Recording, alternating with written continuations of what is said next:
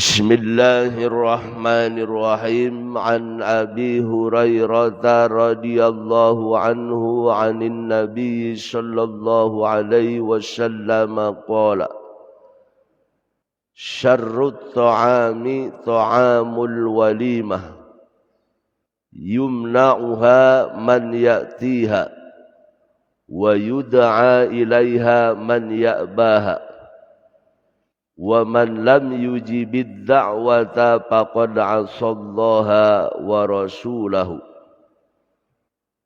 Rawahu Muslimun. Wa bi riwayatin bis sahihaini an Abi Hurairah radhiyallahu anhu min qawlihi bi'sat ta'amu ta'amul walimati yud'a ilaihal aghniya'u wa yutrakul fuqara'u. Diriwayatkan dari sahabat Abu Hurairah radhiyallahu anhu. Abu Hurairah meriwayatkan langsung dari Nabi sallallahu alaihi wasallam, di mana Nabi sallallahu alaihi wasallam bersabda, syarrut ta'ami ta'amul walimah. Seburuk-buruk makanan, kata Nabi, itu adalah makanan yang ada di walimah. Walimah ini acara pesta, tasyakuran, perkawinan, pernikahan disebut walimah. Jadi kata Nabi, seburuk-buruk makanan itu makanan yang ada di dalam acara walimah. Tapi tidak semua walimah. Makanya dijelaskan di sini oleh Rasulullah, yumna'uha man ya'tiha. Walimah yang orang yang mencegah, melarang. Orang yang untuk datang ke tempat tersebut, wa yud'a ilaiha man ya'baha, tapi dia justru mengundang orang yang enggan untuk datang ke tempat tersebut. Jadi walimah yang dimaksud oleh Rasulullah adalah orang yang membuat acara walimah, ngundangnya pilih-pilih. Yang ini diundang. Padahal yang dia undang belum tentu datang.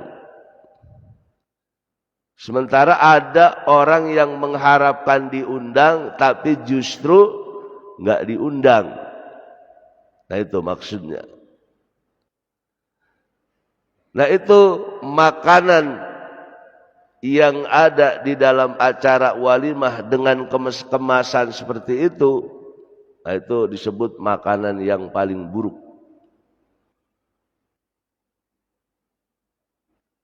Pernah Nabi ditanya dalam hadis riwayat Anas bin Malik, su'ila an aqalil qa'iman. Su'ila anil aqli qa'iman. Faqala dzalika asyarrun. Nabi pernah ditanya tentang orang makan berdiri di tempat walimah, qala dzalika asyarru, itu lebih buruk lagi.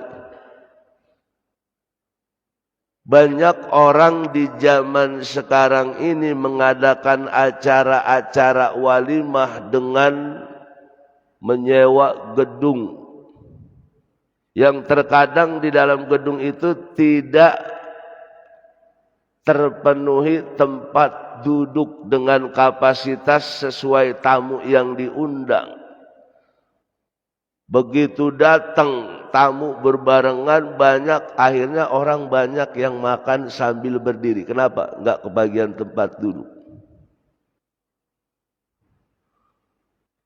Sebab seringkali orang datang berbarengan, kan biasanya kalau di gedung itu pakai waktu. Dari jam sekian sampai jam sekian. Akhirnya orang datang, kalau kata orang Betawi, ngebrolok bareng. Dan seringkali orang nggak dapat duduk, akhirnya makan berdiri. Nah acara seperti ini yang dimaksud oleh Rasulullah, di mana makanan yang dimakan itu adalah makanan yang terburuk. Makanya kita ini ngadain walimah mendingan di kampung, di rumah. Insyaallah aman.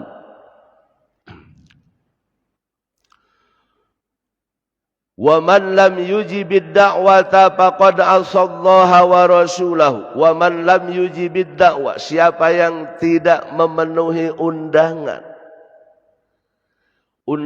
walimah, di mana dia diundang oleh orang yang melaksanakan walimah, faqad asallaha wa rasulah, maka sungguh dia telah bermaksiat dengan Allah dan Rasulnya. Nih, ini dalil bahwa memenuhi undangan sesama muslim, termasuk dalam acara walimah ini, hukumnya wajib.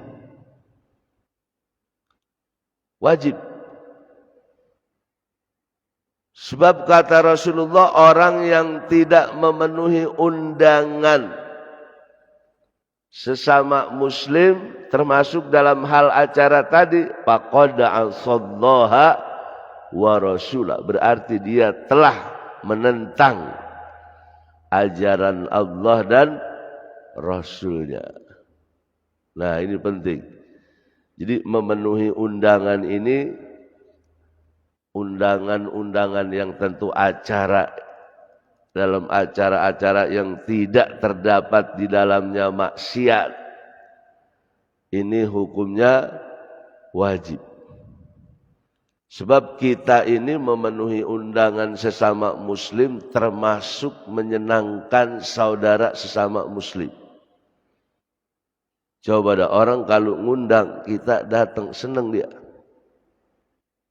Tapi kalau kita undang, kita diundang nggak datang, nah di sini bisa timbul berbagai buruk sangka.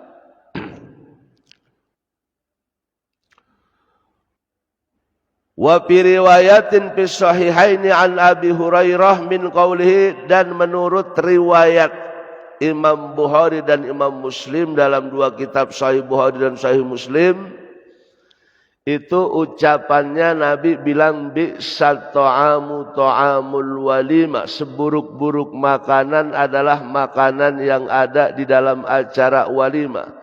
Yud'a ilaihal agniya, yang walimah itu yud'a ilaihal agniya, dia mengundang orang-orang kaya saja. Wa yutrakul fuqara, dan dia tinggalkan, tidak mengundang orang-orang fuqara. Nah, ini lebih buruk lagi.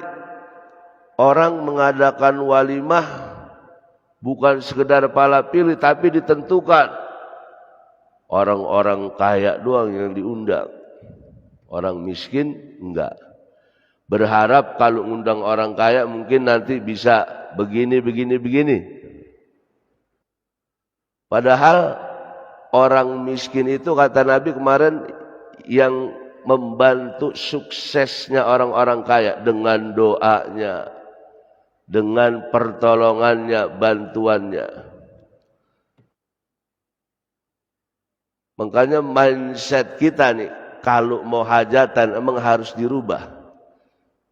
Kadang-kadang orang hajatan begini, ini modal hajatan sekian, nih jangan sampai malang nih, gua kudu dapat sekian, yang diundang ini.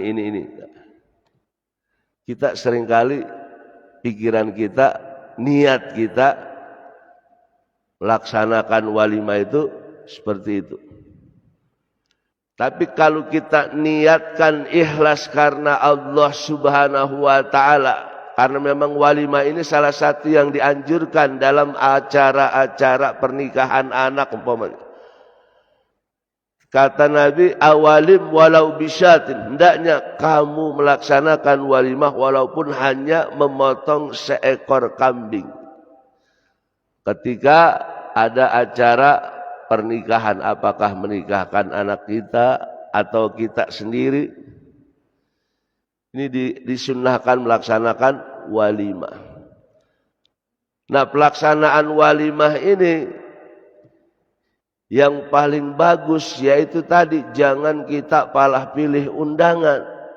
Kadang-kadang sekarang ini ada settingan tempat. Nih buat bos-bos, tempatnya mantep, makanannya mantep. Nih buat yang cemen-cemen, makanannya pala ikan japu, teri jambrong. Nah, ini Rasulullah enggak mengajarkan kayak gitu. Makanya orang yang mendesain walimah-walimah seperti itu disebut makanan yang paling buruk. Itu acara walimah yang membeda-bedakan sesama muslim.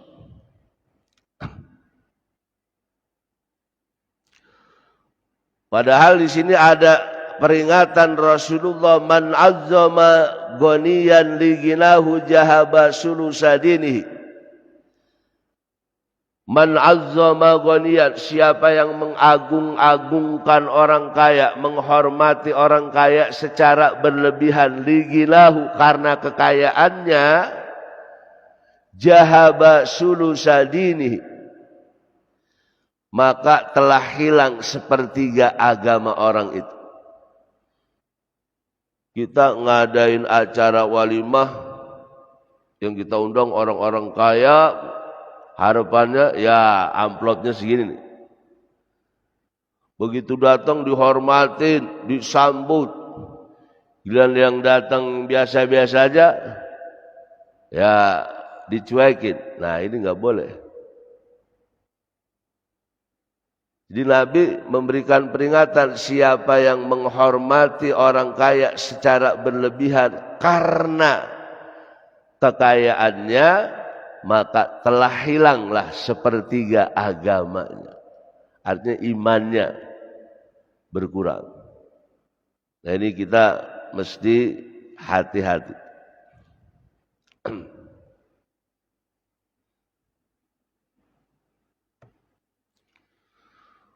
Wa an Anas bin Malik radhiyallahu anhu 'anil Nabi sallallahu alaihi wasallam qala, man 'ala jariyataini hatta tablugha jaa yaumal qiyamati ana wa huwa kahataini wa dhamma asabi'ahu, rawahu Muslimun. Jariyataini ay bintaini.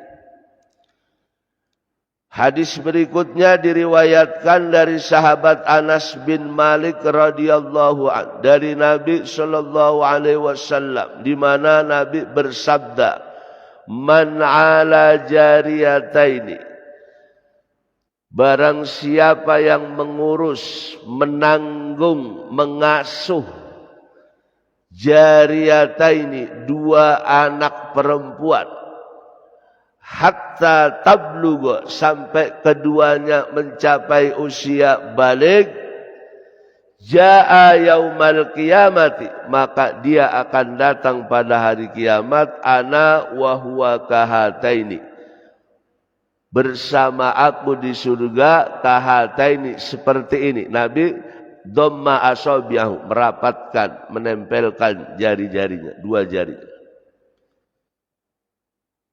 Nih, ini ada satu motivasi dalam ajaran Islam yang disampaikan oleh lisan yang mulia Rasulullah sallallahu alaihi wasallam, bahwa kita yang diamanahkan oleh Allah Subhanahu wa taala dengan dua anak perempuan,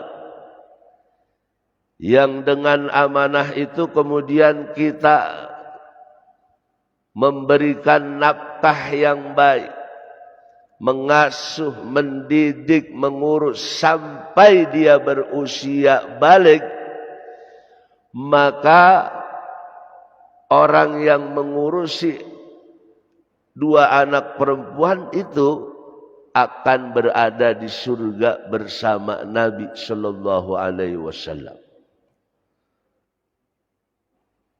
Kenapa mesti anak perempuan? Yang pertama, dulu di zaman jahiliyah sebelum Islam datang, orang-orang memandang anak-anak perempuan ini sebagai sesuatu yang membawa sial, yang bisa menimbulkan aib, membuat malu keluarga, cuma akan menjadi pelecehan orang. Makanya dulu zaman jahiliyah, kalau mereka mendapatkan anak perempuan, bayi perempuan, bayi itu dikubur hidup-hidup. Kenapa? Daripada menanggung malu. Nah setelah Islam datang, ini diangkat nilai perempuan ini, termasuk anak perempuan. Sehingga kata Nabi, siapa saja yang Allah anugerahkan dua anak perempuan, lalu dia urus anak tersebut, dia didik, dia asuh, apalagi sampai menjadi manusia yang baik, yang bisa memberikan manfaat kepada banyak orang, Masya Allah, itu pahalanya besar. Yang kedua, kenapa mesti anak perempuan? Karena memang mengurus, menjaga dan mengasuh anak perempuan ini lebih rentan, berat, perlu pengawasan yang ketat, apalagi sekarang. Kita sekarang ini kalau kurang-kurang ketat sama anak perempuan kita, waduh, ngeri. Makanya ketika kita mampu melewati itu, mendidik mereka sampai balik menjadi manusia yang baik. Nah, ini Rasulullah tidak hanya menjanjikan hak surga, tapi kedekatan posisinya bersama Rasulullah di surga nanti. Orang yang mengurusi 2 anak perempuan.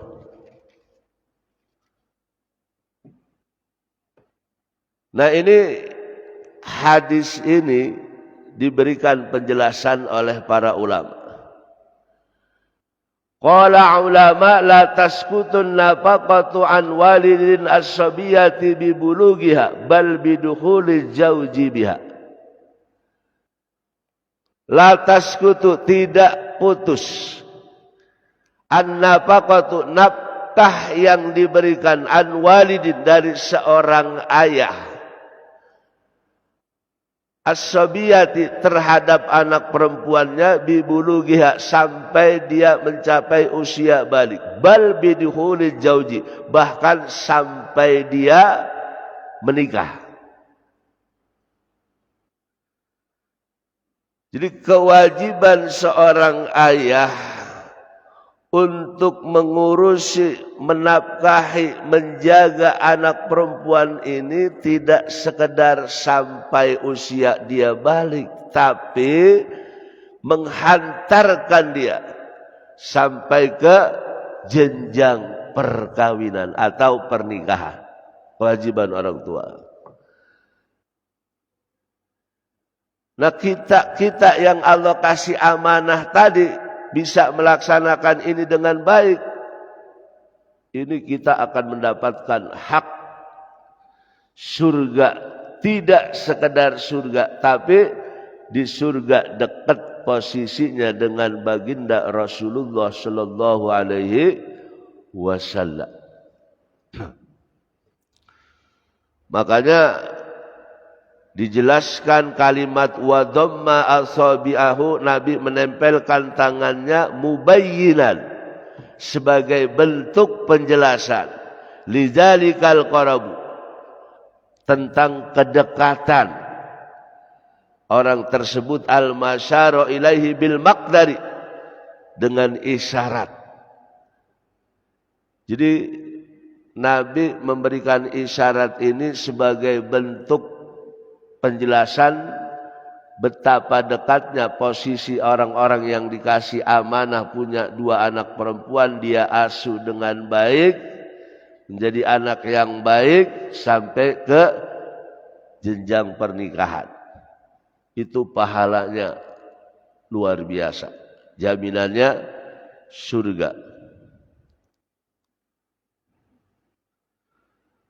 Papi musnadil firdausi liddailami an abil mihbar qala, ada hadis riwayat Imam Dailami dari sahabat Abi Mihbar, Rasulullah bersabda, man ala bintaini, siapa yang mengurusi 2 anak perempuan, au ukhtaini, atau 2 saudara perempuan, au khalataini, atau 2 bibi perempuan, au jaddataini, atau 2 nenek uak perempuan, fahuwa ma'i fil jannati kahataini, maka dia akan berada di surga bersamaku sangat dekat.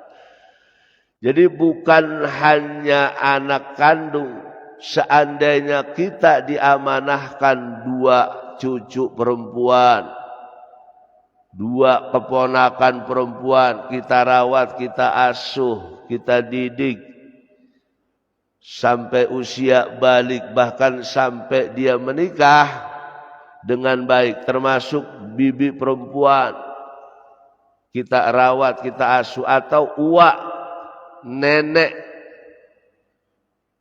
ini jaminannya adalah surganya Allah Subhanahu wa ta'ala.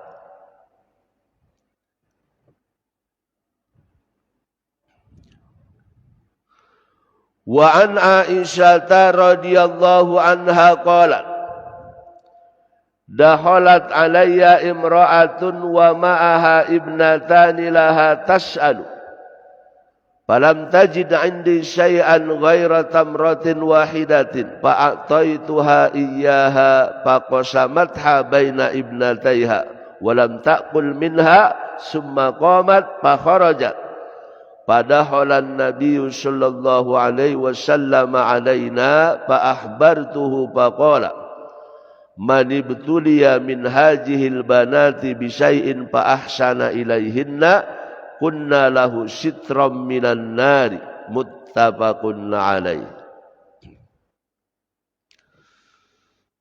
Hadis berikutnya diriwayatkan dari Aisyah, salah satu istri Rasulullah sallallahu alaihi wasallam.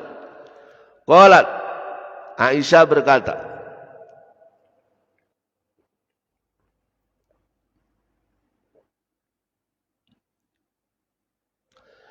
dakhalat alayya imra'atun, pernah masuk ke rumah saya, kata Aisyah, imra'atun, seorang perempuan. Wa ma'aha ibnatani, dia membawa dua anak perempuan.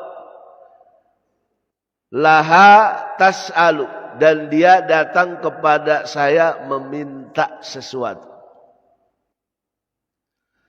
Falam tajid 'indi syai'an ghaira tamratin wahidatin. Sementara saya di rumah enggak punya apa-apa, kata Aisyah. Ghaira tamratin wahidatin, melainkan hanya punya satu butir korma.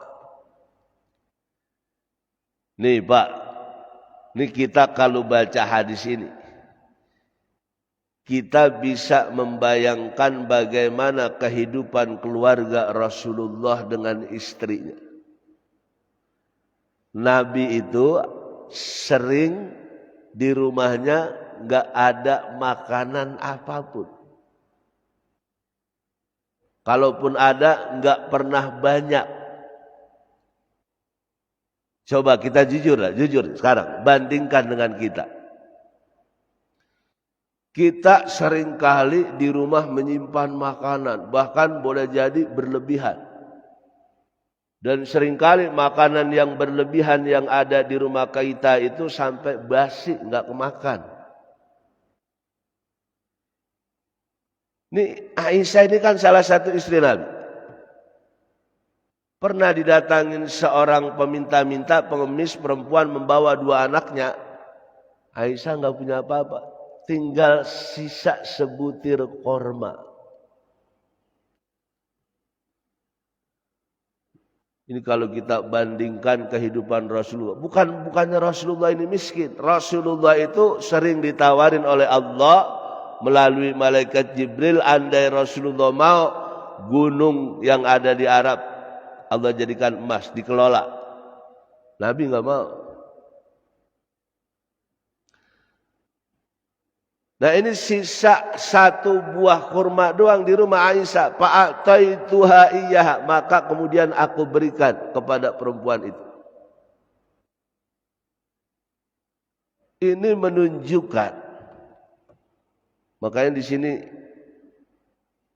dijelaskan di dalam syarahnya, fihi majidu harsu Aisyata radhiyallahu anha ala shadaqah. Fihi majidu, di dalam hadis ini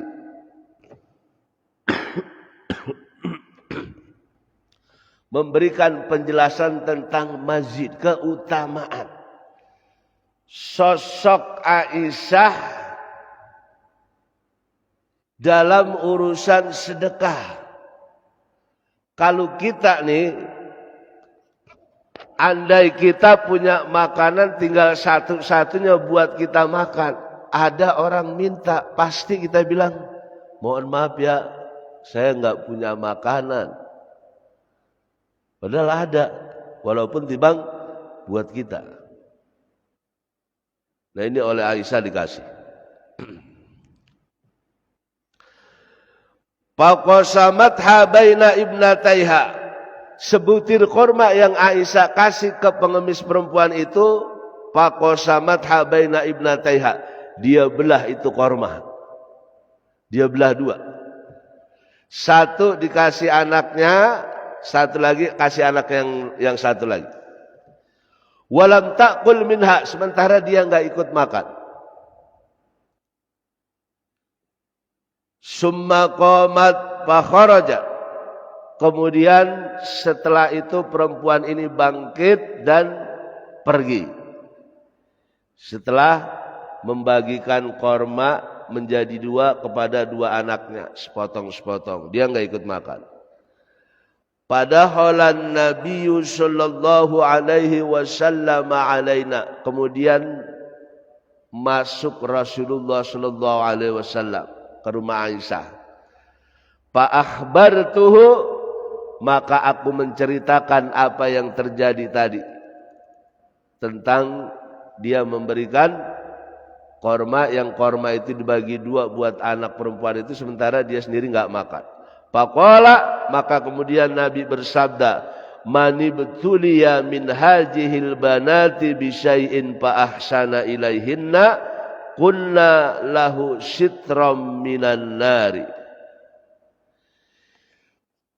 Mani betuliya, siapa saja yang diuji min hajihil banati, oleh anak-anak perempuannya, bisyai'in dengan sesuatu yang menyakitkan, yang menyusahkan.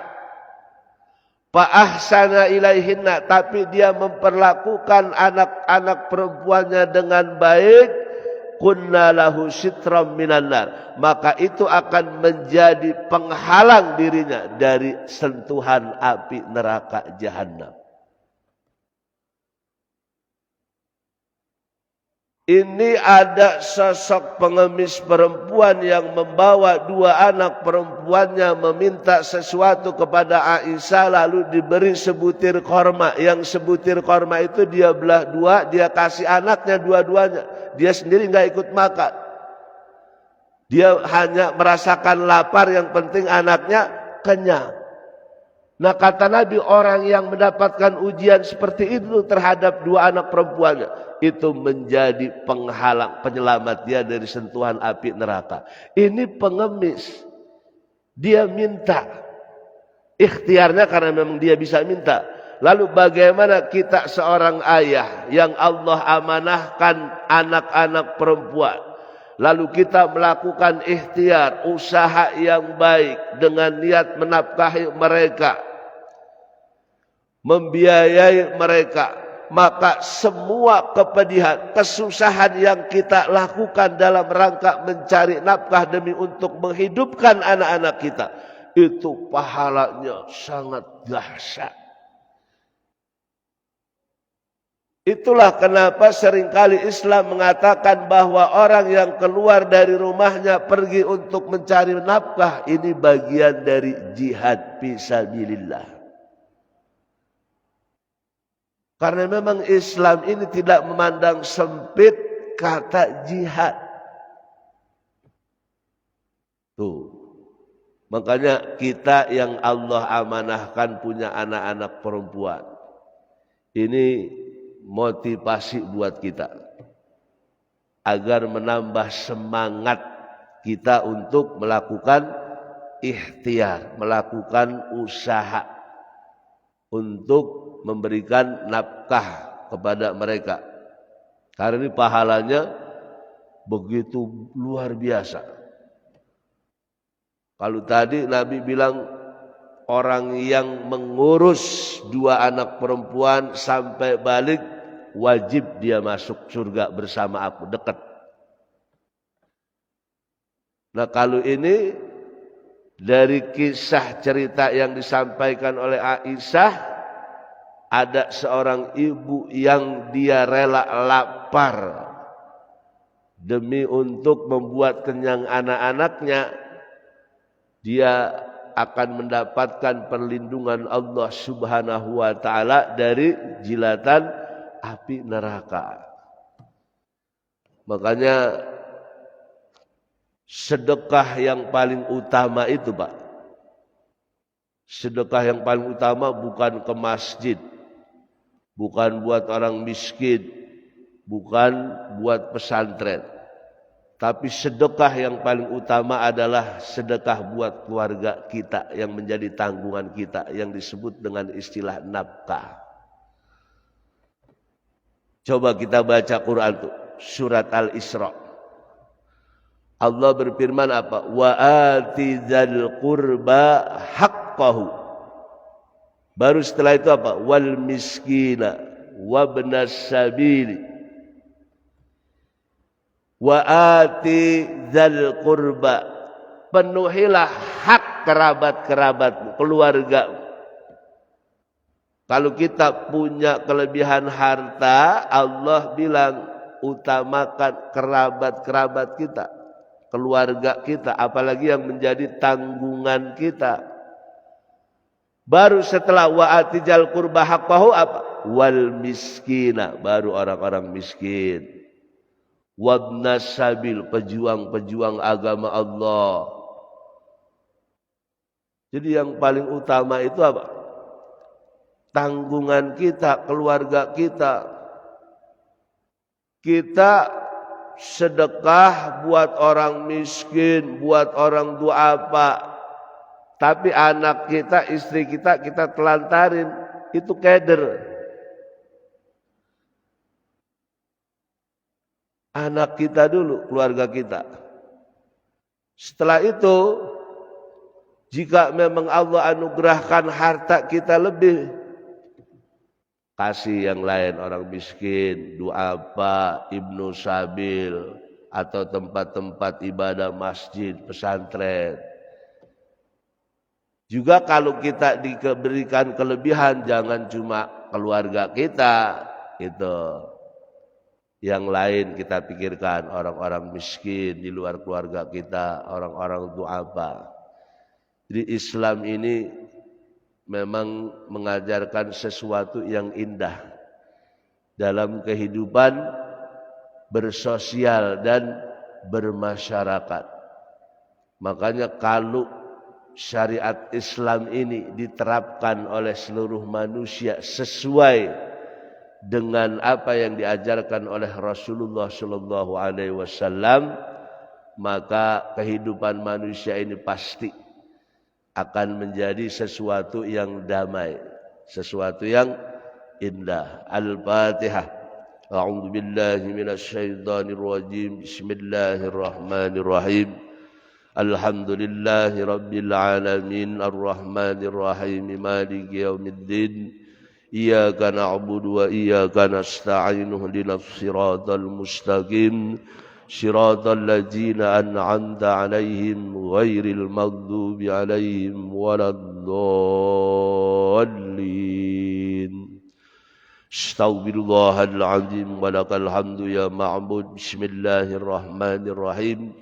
Alhamdulillahi rabbil alamin. Allahumma salli wa sallim wa barik ala sayyidina Muhammadin wa ala ali sayyidina Muhammad salatan tadba'u biha 'anna jami'al bala wal adwa wal waba. Allahumma inna nas'aluka ilman nafi'an wa nas'aluka rizqan halalan tayyiban wa nas'aluka amalan mutaqabbalan. Allahumma barik lana fi Rajabin wa Sya'bana wa ballighna Ramadan wa hassil maqasidana wa hassil maqasidana wa hassil maqasidana. Rabbana atina min ladunka rahmatan wa hayyi' lana min amrina rasyada. Allahumma aslih jata bainina. Allahumma alif baina qulubina. Allahumma lakal hamdu wa ilaikal mustaqa. وأنت المستعان ولا حول ولا قوة إلا بالله العلي العظيم. اللهم اختم عملنا بحسن الخاتمة ولا تختمنا بسوء الخاتمة. ربنا آتنا بالدنيا حسنة وبالآخرة حسنة وقنا عذاب النار.